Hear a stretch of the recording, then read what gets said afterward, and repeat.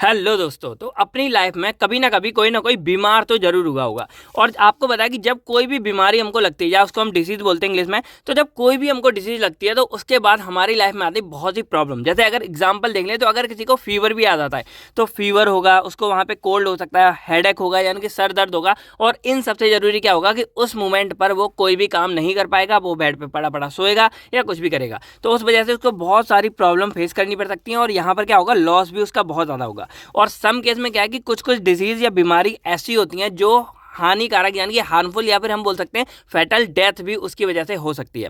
तो ऐसी बहुत सारी बीमारियां हमारी होती है जिसकी वजह से काफ़ी लोग परेशान होते हैं, प्रॉब्लम होती है। अब आपको बताया कि भाई इलाज तो हो जाता है, यहाँ पर ऐसा नहीं है कि भाई ट्रीटमेंट नहीं है, बहुत सी एक आध दो छोड़ दो तो मोस्ट ऑफ द डिजीज जो हमारी हैं उनका ट्रीटमेंट हमारे लिए क्या है, अवेलेबल है यहाँ पर, डायरेक्टली बात है। लेकिन भाई प्रॉब्लम तो हुई बहुत सारी। तो अगर हमारे लिए सबसे बेस्ट सॉल्यूशन क्या रहेगा कि जब हमको वो डिजीज हो रही थी तो अगर हम उस डिजीज को होने से ही क्या करते हैं, रोक दें। यानी कि हमने वो डिजीज होने नहीं दी। मान लो कि हमको भाई फीवर होना है तो आप लोगों ने बहुत बार सुना होगा, जैसे मान लो बारिश का मौसम है तो लोग क्या कहेंगे, भाई बारिश में मत जाओ, अगर भीग जाओगे तो क्या हो सकता है, आप बीमार हो सकते हो। तो वहां पर हमने क्या किया कि फीवर आने से पहले ही हमने क्या किया, उस बीमारी को प्रिवेंट कर दिया कि हम बारिश में नहीं भीगे। तो यही मैं बता रहा हूँ कि अगर मान लो कोई डिजीज हमको होती है उसके बाद बहुत सारी प्रॉब्लम्स होती हैं, तो अगर हम क्या करें कि उस डिजीज को होने से ही हम क्या करते हैं, उसको प्रिवेंट कर दें, तो ये हमारे लिए बहुत ज़्यादा क्या हो जाएगा, बेनिफिशियल हो जाएगा। और हम लोग अच्छे से जानते हैं कि prevention is better than cure, यानी कि प्रिवेंट करना हमारे लिए हमेशा से क्या रहा है, अच्छा रहा है। लेकिन यहाँ पर प्रॉब्लम आती है कि भाई अगर आपको प्रिवेंशन करना है तो पहले आपको उस बीमारी के बारे में पता होना चाहिए। जस्ट एग्जांपल कि अगर आप चाहते हो कि आपको फीवर ना आए तो यहाँ पर दो चार रीज़न क्या होंगे कि आप चाहो कि आप बीमार ना हो, आप मतलब बारिश वगैरह में ना भीगो, या आप ज़्यादा वर्कलोड ना लो, ऐसी चीज़ें हो गई। अगर आप चाहते हो कि आपका पेट खराब ना हो, आपको डायरिया वगैरह ना हो, तो आपको ज़्यादा गर्म चीज़ें नहीं खानी है, ज़्यादा अंडे वगैरह या नॉन वेज नहीं खाना है, या बाहर का खाना कम खाना है, अगर आप चाहते हो कि आपको फूड पॉइजनिंग ना हो।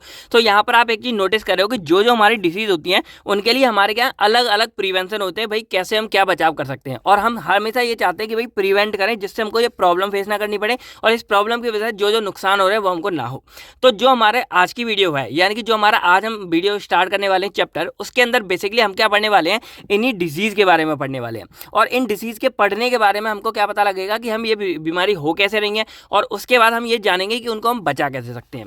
तो हेलो दोस्तों, मेरा नाम है आकाश कुमार और स्वागत कर रहा हूं मैं आप सभी के अपने चैनल केयर वेल फार्मा में। तो बेसिकली आज की इस वीडियो से हम फाइनली स्टार्ट कर रहे हैं अपने सोशल एंड प्रिवेंटिव फार्मेसी की यूनिट सेकंड, जिसका नाम है हमारा प्रिवेंटिव मेडिसिन। अब इस वाली जो पूरी यूनिट है इसके अंदर बेसिकली आपको सभी की सभी जो बीमारियां हैं यानी कि जो डिजीज है उनके बारे में पढ़ना पड़ेगा। और उनके बारे में पढ़ना क्यों है, पहले आप उनके बारे में जानोगे क्या होती है बीमारी, किसकी वजह से होती है, कैसे होती है, और देन आपके लिए जो मेन चीज आएगी वो आएगी prevention and control of that disease, यानी कि फिर आप ये जानोगे कि उस बीमारी को आप बचा कैसे सकते हो। तो अगर हम इस वाली यूनिट का सिलेबस देखें तो यहाँ पर आपको क्या है, ढेर सारी डिसीज मिल जाएंगी। लगभग यहाँ पर 12 से 14 डिसीज हैं जिनके बारे में हमको यहाँ पढ़ना पड़ेगा। अब अगर इंपॉर्टेंट क्वेश्चन वाइज देखा जाए तो इसकी वीडियो में ऑलरेडी बना चुका हूँ सोशल प्रिवेंटिव की, कौन कौन से इंपॉर्टेंट क्वेश्चन है, तो वो आप जाके चेकआउट कर सकते हो। बट हमारा मेन है कि हमको सीखना है कि भाई इस चैप्टर में क्या कैसे है। तो यहाँ पर जो मेन हमारा क्वेश्चन आता है वो आता है general principles of prevention and control of disease. यानी कि यहाँ पर हमसे पूछा जाएगा कि कोई भी डिसीज हो, ऐसा नहीं है कि कॉलेरा या सार्स या फिर मलेरिया डेंगू किसी के बारे में बात कर रहे हैं, एक जनरल हमारी कोई सी भी डिसीज होगी तो उसके लिए हमारे लिए prevention and control of disease हम कैसे करेंगे। यानी कि एक तरह से हमको मेथड ऑफ प्रिवेंशन के बारे में थोड़ी बहुत बातें करनी है, जो एग्जाम में आरजीपीपी या बाकी कई सारे एग्जाम में एकेटी हो गया, जीटी हो गया, बहुत बार ये क्वेश्चन हमारा आया हुआ है। और उसके बाद वो क्वेश्चन हमारा कंटिन्यू करते हैं वो किसी डिजीज के साथ में, यानी कि पहले दे देंगे कि write down the general principle of disease and control of disease, और उसके बाद लास्ट में दे देंगे कि write down the general principle of prevention and control of SARS, cholera या इन्फ्लुएंजा या मलेरिया या डेंगू, कोई सी भी डिजीज आ सकती है। और जितनी भी डिजीज है वो हमारी ऑलमोस्ट जब भी एग्जाम में आती हैं तो दो डिजीज एक बार में आती हैं। जैसे आपके लिए एग्जाम्पल के लिए मान लो यहाँ पर दे दिया मलेरिया और चिकनगुनिया, दोनों के बारे में बताओ, और वो 10 मार्क्स में आएगा। तो अगर देखा जाए तो कोई भी जो हमारी एक डिजीज है वो हमारी अप्रॉक्स 5 मार्क्स के अकॉर्डिंग या फिर एकेटी में है तो 7 मार्क्स के अकॉर्डिंग आपको एक डिजीज के बारे में पढ़ना पड़ेगा। और इस तरह एग्जाम में आता है, कई बार हो सकता है कि 2-3 नंबर के अकॉर्डिंग आता है। तो जो भी है आपको इस वीडियो में सारा कुछ पता लग जाएगा। तो आज की इस वीडियो में बेसिकली हम जनरल के बारे में बात करेंगे, देन हम यहाँ पर एक कॉलेरा के बारे में बात करेंगे, देन बाकी की जो भी हमारी डिजीज है या तो हम एक नेक्स्ट पार्ट में सारा कुछ एक साथ कवर कर देंगे या फिर 2 पार्ट और लगाएंगे और 2 से 3 वीडियो के अंदर आपकी ये वाली यूनिट जो है कंप्लीट कवर हो जाएगी।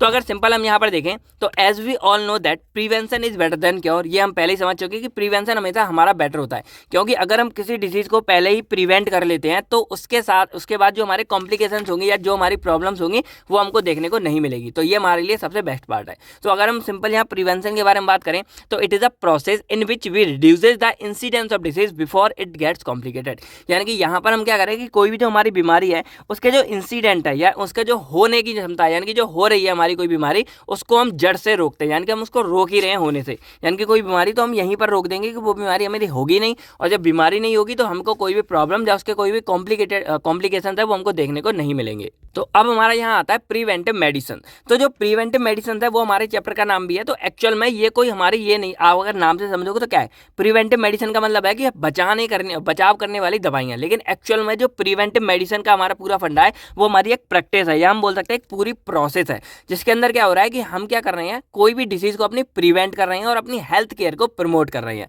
यानी कि simple it is not only कि हम क्या कर रहे हैं अपनी मेडिसिन के बारे में यूज कर रहे हैं, यानी कि जो बचाने वाली मेडिसिन है इसमें हम एक कंप्लीट प्रोसेस है जिसके अंदर हम सभी बीमारियों को अपने प्रिवेंट कर रहे हैं। यानी कि कोई भी जो हमारी बीमारी है वो हमारी ना हो, उसके लिए हम सारी की सारी तैयारी करते हैं, स्टडी कैसे करते हैं, वो सारी कहानी हमारी प्रिवेंटिव मेडिसिन के अंदर आती है। तो अगर इसकी डेफिनेशन कभी आती है तो आप सिंपल इसको बना के ना लिखोगे, ये लिखोगे कि it is a practice of preventing disease. हम किसी भी डिसीज को प्रिवेंट कर रहे हैं उसकी ये प्रैक्टिस है, एंड प्रमोटिंग हेल्थ केयर, हम अपनी हेल्थ केयर को क्या कर रहे हैं, प्रमोट कर रहे हैं।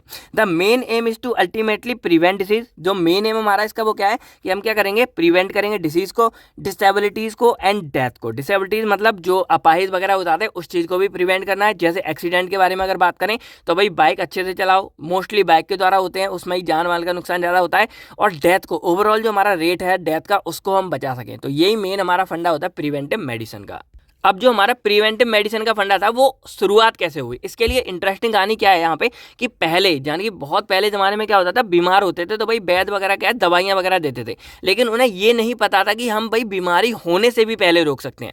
तो उसकी शुरुआत हुई जब लुईस पास्चर ने 1873 में जर्म थ्योरी का निर्माण किया, यानी कि जर्म थ्योरी की डिस्कवरी की।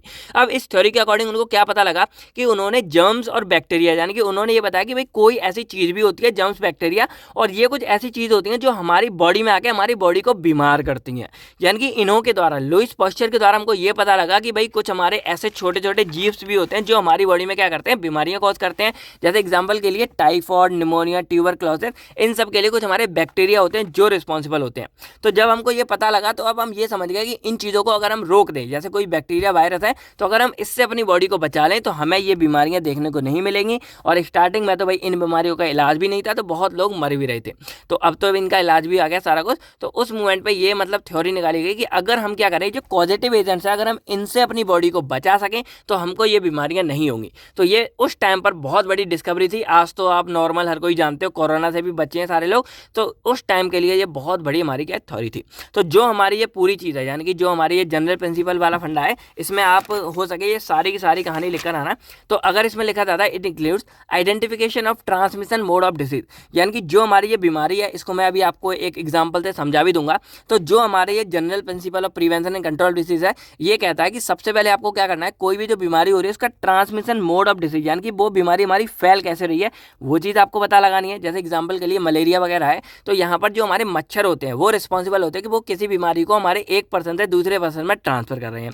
दूसरा हमारा आइडेंटिफिकेशन ऑफ सिम्टम, अगर आपको सिम्टम्स के बारे में पता लग जाएगा तो आप ये पहचान सकते हो कि भाई ये सिम्टम हमारी किस बीमारी के लिए है। जैसे अगर आपको ज़्यादातर खांसी बीमार आ रहा है और आपको सांस लेने में दिक्कत हो रही है, तो भाई ये हम पता लगा सकते हैं कि भाई कोरोना के सिम्टम्स है या आपको सर्दी जुकाम हुआ है नॉर्मल। तो ये चीज़ है। बाकी रिस्क फैक्टर हमारे कौन कौन से ये भी आपको चेक करने हैं। जैसे कई बार क्या है कि आप उस एरिया में गए जहाँ पे कोरोना ज़्यादा था, तो भाई चांस हो सकते हैं कि ये वाले जो आपके फैक्टर थे, हो सकता है कि आपको कहीं कोरोना ना हो गया हो। तो इस तरह के आप रिस्क फैक्टर क्या कैसे चेंज हुए ये चीज़ आप चेकआउट कर सकते हो। और जब आपको थोड़ा बहुत सिम्टम पता लगे, आप ऐसे मोड आपको पता लग गया है, देन आप क्या कर सकते हो, डायग्नोसिस करवाओ, तुरंत उसका मतलब चेकअप करवाओ और फिर उसका ट्रीटमेंट करवाओ। और अगर आपको ज़रूरत पड़ती है ऐसे टाइम पर कि अगर कोई ऐसी बीमारी है जो कम्युनिकेबल है, यानी कि फैल सकती है एक जगह दूसरी जगह, तो वहाँ पर आप आइसोलेशन भी करोगे और अपने आप को क्वारंटाइन भी करोगे।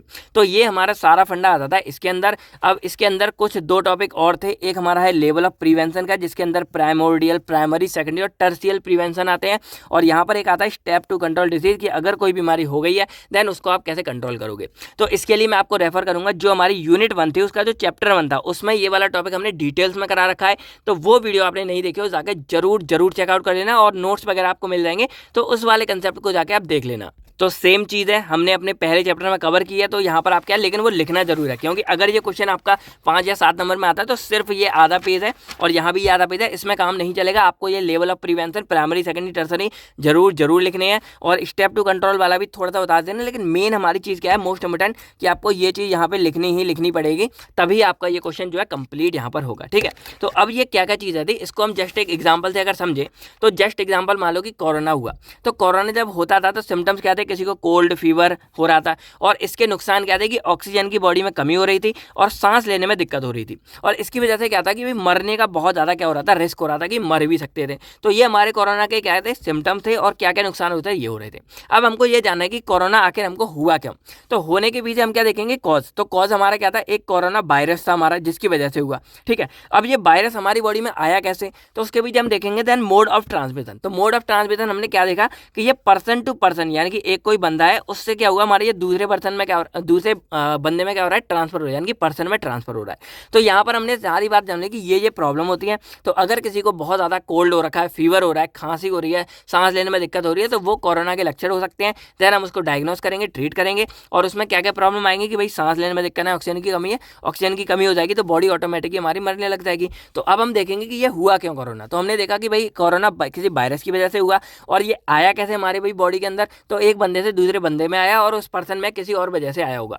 तो अब ये सारी चीज़ें हमारी है। तो अब हम क्या करेंगे, हमने यहाँ देखा कि वायरस की वजह से आया, तो वायरस के लिए हम यहाँ पर क्या क्या इलाज कर सकते हैं, और सबसे बड़ा ट्रांसमिशन क्या है, पर्सन टू पर्सन कॉन्टैक्ट। तो इसका सबसे बड़ा इलाज क्या है कि अगर हमें किसी को लग रहा है तो हम उसको पहले क्या करेंगे, आइसोलेट करेंगे, यानी कि कोई भी एक पर्सन है उसको हम क्या कर देंगे, आइसोलेट, कि ये प्रॉब्लम किसी और में क्या हो, ट्रांसफर ना हो पाए। देन हम देखेंगे कि किसी वायरस की वजह से हुआ तो यहाँ एंटी वायरल ड्रग देंगे हम, और उसके बाद क्या करेंगे, उसका प्रॉपर इलाज शुरू करेंगे। अब यहाँ पर ये कहानी समझिए कि हमने क्या किया, ये दोनों को पता करके हम इसको प्रिवेंट कर रहे हैं। अब नए बंदे में ना हो उसके लिए हम क्या करेंगे कि वायरस है तो हम क्या करेंगे, आप ग्लव्स यूज़ करो, आप अपने हैंड वॉश करो अच्छे से, खाना पीना खाने से पहले आप क्या करो, जो ऐसे लोग हैं उस एरिया से आप क्या रहोगे, डिस्टेंस मेंटेन करके रखो कि भाई ऐसी जगह आप ना जाओ जहाँ पर बीमार लोग हैं। तो ये सब हमको कैसे पता लगा, हमने जब कोरोना के बारे में अच्छे से स्टडी की कि इसकी वजह से ये बीमारी होती है और ये इस वजह से हुआ है कि किसी वायरस की वजह से होता है और ये ऐसे फैलता है, यानी कि पर्सन टू पर्सन फैलता है। तो हमने यहाँ पर क्या किया कि अब हम यहाँ बहुत अच्छे से रह रहे हैं कि भाई पर्सन टू पर्सन हम उस चीज़ को ना फैलने दें, पर्सन से बच के रह रहे हैं। तो यही सारी कहानी हमको इस चैप्टर में एक्चुअल में पढ़नी है और यही इस पूरे चैप्टर का मकसद है कि आपको पता लग सके कि कोई भी बीमारी हमारी कैसे होती है, और जब आपको कैसे पता लग जाएगा तो आप उसको रोक सकते हो कि भाई हमको ये काम नहीं करना है। तो यही पूरे का मेन यहाँ पर मकसद था। अब थोड़ी सी कहानी हम जानेंगे कि कौन कौन सी हमको डिजीज़ के बारे में पढ़ना है, तो उसको हम दो पार्ट्स में यहाँ पे क्लासीफाई कर सकते हैं। एक हमारा आता है कम्युनिकेबल डिसीजेज, एक आता है नॉन कम्युनिकेबल डिसीजेज। तो कम्युनिकेबल डिसीज का सिंपल मतलब क्या होता है कि अगर कोई बीमारी हमारी एक बंदे को, यहाँ पर एक पर्सन को है, तो ये हमारा क्या है, बीमारी एक पर्सन से दूसरे पर्सन में क्या हो सकती है, ट्रांसफर हो सकती है। तो ये जो ट्रांसफर हो रही है यही हमारी कम्युनिकेबल चीज़ कहलाती है कि भाई ये कम्युनिकेट हो रही है। अब इसके एग्जाम्पल जैसे हमारा कॉलेरा हो गया, या सार्स हो गया, या एबोला वायरस, या फिर अभी जो आपने कोरोना के बारे में पढ़ा, जो हमारा सार्स के अंदर कोरोना वायरस आता है, तो इसके बारे में जो पढ़ा, ये हमारी सबसे बड़ा एग्जाम्पल था कि भाई यहाँ पर क्या हो रहा है, एक पर्सन से दूसरे पर्सन में हमारी क्या बीमारी ट्रांसफर हो रही है, उसके खांसी के थ्रू या उसके कफ के थ्रू या उसकी ड्रॉपलेट जो निकलती हैं या जो स्नीज छींकता है उसके थ्रू कैसे भी हमारी ट्रांसफर हो रही है। तो ये हमारी कम्युनिकेबल डिसीज कहलाती हैं।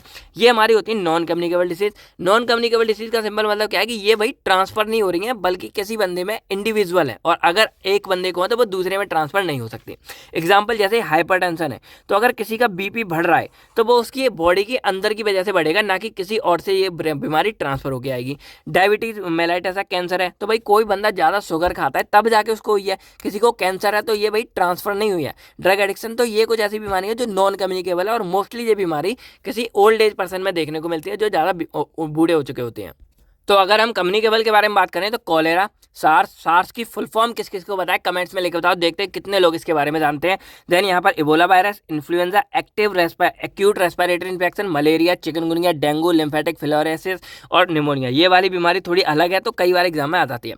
नॉन कम्युनिकेबल में hypertension, diabetes mellitus, cancer, drug addiction या ड्रग सप्लाई, ये एक टॉपिक हो गया, तो इसको भी हम इसी में इंक्लूड कर सकते हैं क्योंकि ये फैलती नहीं है, इंडिविजुअल पर्सन की बीमारी होती है।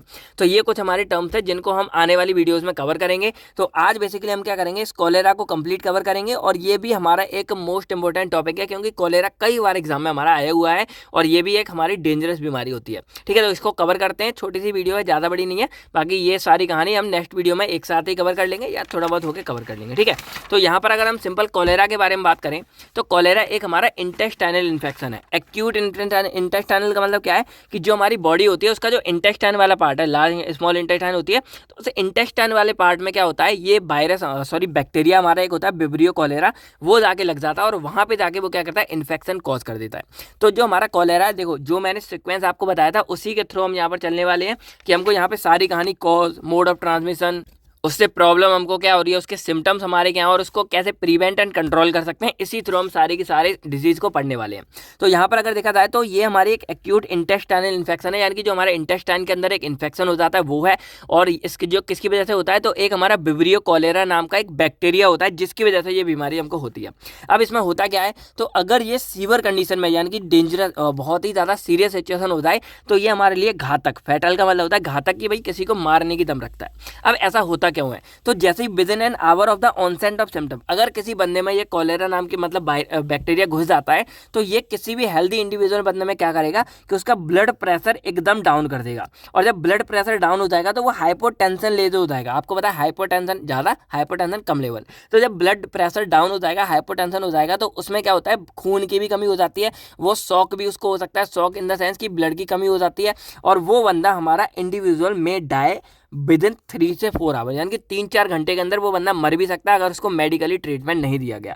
तो कोलेरा देखा जाए तो देखने में बहुत छोटी लेकिन बहुत ज़्यादा घातक यानी कि डेंजरस बीमारी है, और अगर टाइम से इसका इलाज ना किया जाए तो बंदे मर भी सकते हैं। तो ये हमारा कोलेरा था। अब इसमें प्रॉब्लम क्या क्या होती है भाई, इतनी ज़्यादा डेंजरस क्यों है। एक, सबसे पहले आप समझ गए कि इसमें ब्लड प्रेशर हमारा बहुत ज़्यादा डाउन हो जाता है। सेकेंड होता है वेरी बैड डायरिया, यानी कि इसके अंदर क्या होता है, डायरिया हमारा एकदम कॉज हो जाता है। अब डायरिया क्या होता है कि भाई उस बंदे को क्या है, बहुत ज़्यादा लूज मोशन लग जाते हैं। लूज मोशन क्या है, वाटरी स्टूल होगी भाई, दनादन उसको जा रहा है, और इस वजह से उसके बॉडी का फ्लूइड हमारा खत्म हो जाएगा। और जब बॉडी का फ्लूइड खत्म हो जाएगा तो इसलिए उसका ब्लड प्रेशर भी डाउन होता है। देखो सारा कुछ कनेक्टिवली रिलेटिव है। और जब ये सारी सिचुएशन हो जाएगी तो उस कंडीशन में उसको डिहाइड्रेशन भी होगी कि बॉडी में कुछ बचेगा नहीं, और जब बॉडी में कुछ नहीं बचेगा, कमजोर हो जाएगी, वीकनेस, तो वो बंदा 3-4 घंटे में मर भी सकता है। क्योंकि वेरी बैड डायरिया, देखो केवल डायरिया नहीं लिखा है, वेरी बैड डायरिया का मतलब उसको बहुत ही ज़्यादा डेंजरस डायरिया होगा। तो ये कुछ प्रॉब्लम है जिसकी वजह से हमें कोलेरा हो सकता है। तो अब आपको ये चीज़ याद कैसे रखनी है, पहली लाइन आप याद रखोगे कि ये हमारा एक्यूट इंटेस्टाइनल इन्फेक्शन है जो हमारा विब्रियो कोलेरा नाम के बैक्टीरिया की वजह से होता है। ये हमारा घातक भी है क्योंकि इसमें क्या होता है, वेरी बैड डायरिया, यानी कि बहुत बुरे मतलब दस्त लग जाते हैं, लूज मोशन लग जाते हैं, वॉमिटिंग भी हो सकती है किसी केस में। और इसकी वजह से क्या होगा कि हमारी बॉडी डिहाइड्रेट हो जाती है, कि भाई हमारी बॉडी में कुछ फ्लूइड नहीं बचता, और उसकी वजह से हमारा क्या होता है कि ब्लड प्रेशर हमारा डाउन हो जाता है। और जब हमारी बॉडी ब्लड प्रेशर डाउन हो जाएगा तो कोई बंदा हमारा मर भी सकता है अगर ये 3-4 घंटे तक उसको ट्रीटमेंट ना मिले तो ये कहानी आप 3-4 को कनेक्ट करके लिखोगे, आप सारी कहानी समझ जाओगे। तो ये मरता कब है, जब वो सीवर कंडीशन में हो।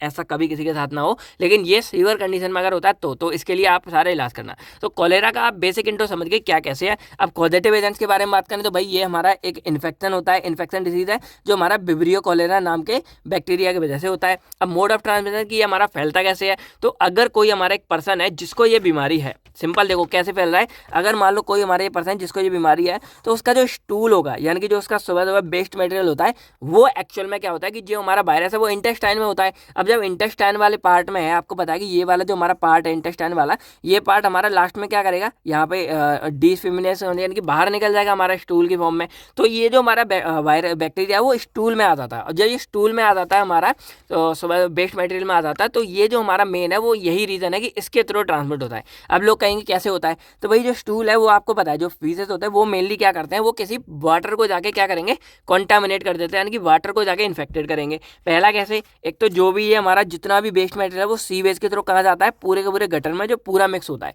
और कहीं ना कहीं ये जो गटर होता है वो नालियों में चला जाता, थोड़ा थोड़ा मैच कर जाता है, और नालियों में जाने के बाद वो पूरा इधर उधर फैल जाता है। यानी कि ओवरऑल क्या हो रहा है कि जो हमारा वाटर है वो क्या होगा, कॉन्टामिनेट हो जाता है, यानी कि वाटर हमारा पूरा का पूरा क्या होता है, गंदा हो जाता है, और जो हमारा ये बैक्टीरिया है वो वायरस के थ्रू क्या होता है, इधर उधर मतलब पानी के थ्रू, वाटर के थ्रू क्या है, इधर उधर ट्रांसमिट होता है। बाकी सबसे बड़ा रीज़न आप लोगों ने देखा होगा कि अभी भी मोस्टली जो गांव क्षेत्र वगैरह हैं वहाँ पर लोग खुले में शौच करने जाते हैं, सुबह सुबह भाई सारा कुछ करने जाते हैं। तो वहाँ पर क्या होता है कि वो खेतों से ट्रांसफ़र हो जाता है, और जब खेतों में लगता है, किसी के पैर में लग गया, कहीं कुछ लगी, लोग ऐसे ही इधर उधर साफ़ कर देते हैं, तो वो हमारा धीरे धीरे क्या है, खेतों के थ्रू जो हमारे वेजिटेबल्स हैं, सब्जियाँ वगैरह, उनमें पहुँच जाता है, जो वाटर है उनमें। और मोस्टली स्ट्रीट फूड आप लोगों ने एक दो वीडियोज़ वगैरह जरूर देखी होंगी जिनमें लोग क्या करते हैं कि भाई वहीं जहाँ पे मतलब उन्होंने अपना स्टॉल लगाया होता है वहीं की थ्रू नाली से ही कभी कभी साफ़ कर देते हैं। ऐसा होता कभी नहीं है, पर एक आध ही वीडियो कभी वायरल है, एक आध ही भाई ऐसे लोग आ जाते हैं जो फ्रेश वाटर होने के बाद भी ऐसे हरकत कर देते हैं, तो वो भी हमारा बहुत ज़्यादा बीमारियां फैलाता है। और सबसे बड़ा स्ट्रीट फूड का मतलब नुकसान क्या होता है कि वही ओपन में सारा कुछ रखा होता है, तो रोड की धूल मिट्टी, और भाई हज़ारों लोग गुजरते हैं रोड से, तो भाई हज़ारों लोग में एक आदमी कोई बीमारी हुई तो वो हमारे इधर उधर ट्रांसफ़र हो जाती है। तो आप ओवरऑल ये समझे कि जो हमारा मोड ऑफ ट्रांसमिशन क्या है कि कोई भी जो बंदा इन्फेक्टेड है उसकी जो फीसेज है, जो उसका वेस्ट मटेरियल है, वो हमारा कोई पानी को या किसी फूड को, वेजिटेबल्स को या स्ट्रीट फूड किसी को भी इन्फेक्टेड यानी कि उसको कॉन्टामिनेट गंदा कर देगा। और जब ये चीज़ कोई भी नया बंदा जो मैं इन्फेक्टेड नहीं है वो अगर इन चीज़ों का यूज़ करेगा तो उसमें भी ये बैक्टीरिया हमारा क्या हो जाता है, ट्रांसमिट हो जाता है। तो ये इस तरह से हमारा ट्रांसमिट होता है। अब जो मोस्टली होस्ट होता है इसमें वो क्या है कि ये बैक्टीरिया हमारा फीमेल्स को ज़्यादा अटैक करता है, एडल्ट में ज़्यादा अटैक करता है, और बच्चों को भी मोस्टली चिल्ड्रंस में ज़्यादा अफेक्ट करता है ये बैक्टीरिया। अब ये जो बैक्टीरिया वो हमारा डेवलप हो जाता है 2 घंटे से लेके 5 दिन के अंदर। अब अगर कोई बंदा मान लो ये है, तो अगर इसमें ये बैक्टीरिया हमारा चला गया तो हो सकता है कि 2 घंटे बाद ही अपना असर दिखाए या 5 दिन के भीतर। वो भाई जो पर्सन है वो पर्सन टू पर्सन वेरी कर सकता है उसकी इम्यूनिटी वगैरह में, तो 2 आवर से लेके 5 दिन के अंदर ये क्या कर सकता है भाई, अपना इफेक्ट शो कर सकता है। उसके बाद अगर हम इसके सिम्टम्स के बारे में बात करें, देखो हमको ये पता लग गया कि इसको हम फैलता कैसे है, पानी से, फूड से, इन चीज़ों से, और ये एक बैक्टीरिया की कमी, 2 चीज़ें पता लग गई कॉज। अब इसका जो सिम्टम्स है वो क्या है कि ये हमारे लगभग 1 से 3 दिन के अंदर ये हमारे जो इन्फेक्शन है उसके बाद हमको सिम्टम्स देखना शुरू होते हैं। अगर बैक्टीरिया लग जाए तो अगले दिन से लेकर 3 दिन तक हमको ये दिखाते थे, और ये हमारा माइल्ड या फिर अनकॉम्प्लिकेटेड डायरिया, यानी कि या तो माइल्ड डायरिया होगा स्टार्टिंग में या फिर डेंजरस डायरिया हमारा ये पूरा हो सकता है। ठीक है, तो ये हमारे मतलब मेन सबसे पहले हमको डायरिया देखने को मिलता है। उसके बाद और यहाँ पर क्या है, डायरिया हो गया, लूज मोशन वगैरह, डिहाइड्रेशन, और बीपी का लो हो जाना, माउथ का और स्किन का सूख जाना, ड्राई हो जाना, वॉमिटिंग होना, नोजिया, बहुत अनकंफर्टेबल फीलिंग आना, एब्डोमिनल एंड लेग क्रैम्प्स, जो हमारे मतलब पेट के हिस्सा है नीचे वाला उसमें दर्द वगैरह होना, या एक्सेसिव थर्ड, बहुत ज़्यादा प्यास लगना। तो ये कुछ हमारे मतलब इसके सिम्टम्स है कि अगर ये ऐसे कोई सिम्टम देखने को मिलते हैं तो हो सकता है कि भी कॉलेरा के चांस हैं। बाकी नुकसान मैं आपको पहले ही बता चुका हूँ कि rapid loss of body fluid result in dehydration, यानी कि बहुत ज़्यादा बॉडी फ्लूइड का जब लॉस हो जाता है डायरिया डिहाइड्रेशन में, तो ये हमारा डिहाइड्रेशन कॉज कर सकता है एंड शॉक कॉज कर सकता है, यानी कि खून की कमी, और अगर ये ट्रीट नहीं करते तो पर्सन हमारा मर भी सकता है कुछ घंटे के अंदर। तो ये हमारे क्या थे, इसके मतलब सिम्टम्स है कि ये हमारी बीमारी यहाँ देखने को मिल सकती हैं। अब डायग्नोसिस की बात करें तो अगर किसी बंदे में ये सिम्टम्स आते हैं देन उसको शक होता है, तो उसमें क्या करता है, स्टूल का चेकअप होता है, यानी कि जो भाई वेस्ट मटेरियल है उसका चेकअप किया जाता है, और उसके अंदर अगर बैक्टीरिया देखने को मिलता है देन ये बोला जाएगा कि इसको कॉलेरा हो चुका है। तो अब आपको कॉलेरा के बारे में सारी ऑलमोस्ट कहानी पता चल गई कि वो बैक्टीरिया हमारा हुआ कैसे, मोड ऑफ ट्रांसमिशन क्या है। अब सारी कहानी की उसको आप बचाओगे कैसे, यानी कि general principle of prevention and control of disease. तो सबसे पहले यहाँ पर क्या है कि कुछ हमारे तरीके बताए गए हैं कि भाई इस बैक्टीरिया को हम रोकेंगे कैसे। तो proper sterilization of all contaminate material. तो अब अगर हमें लगता है कि कोई भी चीज़ हमारी कॉन्टामिनेट है, इसमें ये मिला हुआ है, तो वहाँ पर पूरा स्टेरिलाइजेशन किया जाएगा कि उसको प्रॉपर साफ सफाई की जाएगी। जैसे कोई सीवेज वगैरह सिस्टम हो गया, या कोई अगर हमको लगता है कोई भी पेशेंट आया है हॉस्पिटल या कुछ भी है, तो उन जो जिससे वो कॉन्टामिनेट है, जो पॉसिबल चीज़ है सबको स्टेरिलाइज किया जाएगा। फिर anti bacterial treatment of all sewage system. अब ये हमारा क्या है कि भाई वेस्ट मटेरियल मिलता है, तो अगर ये एक भी गटर में गया पूरा, तो पूरा का पूरा जो सिस्टम हमारा अंडरग्राउंड बना होता है शहर का, सब में ये बैक्टीरिया हमारा फैल जाता है। तो एंटी बैक्टीरियल ट्रीटमेंट कभी कभी करने चाहिए हमारी इन चीज़ों के, क्लोरीन डाल के या ओजोन से या फिर यूवी लाइट वगैरह डाल के, जिससे सारे बैक्टीरिया हमारे मर जाएं। तो ये एंटी बैक्टीरियल ट्रीटमेंट हो गया। फिर वाटर प्योरिफिकेशन सबसे जरूरी है, क्योंकि पानी से भी होता है। तो जो कोई भी पानी आप मोस्टली यूज़ करो, आप सेफ यूज़ करो, साफ सुथरा यूज़ करो, और मतलब गली मोहल्ले का एकदम ऐसा यूज़ ना करो जो ओपन में है। प्रिवेंट करो जितना कर सको, मजबूरी की बात अलग होती है, पर प्रिवेंट करो जितना आप कर सको। और आज तो मोस्टली लोग आरओ वगैरह का पानी पी रहे हैं, तो वही आप पियो। कुएं वगैरह का भी थोड़ा सा अवॉइड कर सकते हो, कभी ऐसा होता है, क्योंकि हो जाता है कभी कभी। तो वाटर प्यूरिफिकेशन में एक जरूरी चीज़ है। और इन सब के बाद जो हमारी वैक्सीन इसकी चलती हैं, तो वैक्सीन भी रूटीन यूज़ पर, मतलब रेगुलर नहीं, लेकिन जब भी कभी महीने 2-4 महीने या 6 महीने 12 महीने में आप वैक्सीन वगैरह का यूज़ कर सकते हो। और जो सबसे बड़ी प्रॉब्लम थी डिहाइड्रेशन, जिसमें मतलब मर भी सकते थे, तो उसके लिए रिहाइड्रेशन थेरेपी, यानी कि जो ORS वगैरह है वो आप यूज़ कर सकते हो। तो ये चीज़ आप यहाँ कर सकते हो। अब ORS की फुल फॉर्म कितने लोगों को पता है, कमेंट्स में लिख के बताओ ORS की फुल फॉर्म। अब यहाँ पर हमारी और चीज़ें आती हैं, क्या है कि अब ये आप थोड़े बहुत समझ गए कि कैसे हम इन चीज़ों को प्रिवेंट करेंगे बैक्टीरिया के लिए। अब अपने आप को कैसे करना है, drink and use safe water. आप भाई साफ सुथरा पानी पियो, wash your hand often with soap and safe water, यानी कि सोप, अच्छा, साबुन और अच्छे पानी के साथ अपने हाथों को धोना है। यूज़ लैट्रिन, यानी कि मोस्टली जो इंडोर्स आप यूज़ करो, ऐसा नहीं आप खुले में करने जा रहे हो तो लैट्रिन वगैरह का ही प्रॉपर यूज़ करो। और बरी और फीसेस, अगर आप कहीं भी मतलब ओपन करते हो तो उसको मिट्टी वगैरह डाल के ढक दो, ऐसा ना हो कि वो किसी के पैरों पर लग के इधर उधर फैलती जा रही है, ऐसा बहुत चीज़ें देखने को मिलता है, तो ये सब ना हो। उसके बाद कुक फूड वेल, अच्छा खाना बनाओ, कीप इट कवर्ड, उसको ढककर रखो अच्छे से। ईट इट हॉट, ट्राई करो कि आप गर्म खाना खाओ, क्योंकि गर्म खाने से बैक्टीरिया के चांस कम होते हैं, ठंडे खाने में बैक्टीरिया ज़्यादा बन जाते हैं, ठीक है। बाकी पील फ्रूट्स एंड वेजिटेबल्स, यानी कि आप जो कोई भी फल वगैरह है उसको अच्छे यूज़ करो, साफ सुथरे यूज़ करो, ऐसा नहीं आप खेतों से डायरेक्ट उठा लाए और खा रहे हो सकता है कि उसमें कुछ कॉन्टामिनेट चीज़ लग रहा है, तो उसको पहले आप अच्छे से साफ कर सकते हो, ठीक है। उसके बाद क्लीन अप सेफली, सारा कुछ साफ सुथरा रखो। मेंटेन प्रॉपर हाइजीन, प्रॉपर बना के रखो। और specific training for proper case management, और अगर कोई ऐसा केस आता है तो उसके लिए आपको ट्रेनिंग वगैरह होनी चाहिए कि ऐसे ट्रीट कर सकते हो। तो ये कुछ प्रॉपर थे हमारे प्रिंसिपल की, कैसे आप किसी चीज़ को बचा सकते हो और कंट्रोल कर सकते हो। तो यहाँ पर सारी कहानी हमने एक साथ कर दी, कैसे आप बचा सकते हो। तो आई होप आपको ये कोलोरा की सारी कहानी समझ आ गई होगी। अब आपको वीडियो कैसी लगी कमेंट करके जरूर बताओ। बाकी जो आपसे पूछा गया है कमेंट्स में लिख के बताओ। तो सार्स की फुल फॉर्म, ORS और WHO, इनकी फुल फॉर्म आप कमेंट्स में लिख के बताओ। बाकी वीडियो कैसी लगी आप कमेंट करके बोल सकते हो। बाकी नेक्स्ट वीडियो से हम इसके आगे के जितनी भी डिसीजन सबको कवर करेंगे। तो मिलते हैं हम आपसे बहुत नेक्स्ट वीडियो में। बाकी इंपॉर्टेंट क्वेश्चन की वीडियो देख सकते हो, वेबसाइट पर जाकर नोट्स डाउनलोड कर सकते हो, और जो भी बच्चे कुछ नोट्स हैं हम बहुत जल्दी आप लोगों के साथ अपलोड कर देंगे। तो तब तक के लिए फ्रेंड थैंक यू एंड जय हिंद दोस्तों, और अपना अपनी फैमिलीज का ख्याल रखिएगा। बाय बाय दोस्तों, जय हिंद दोस्तों।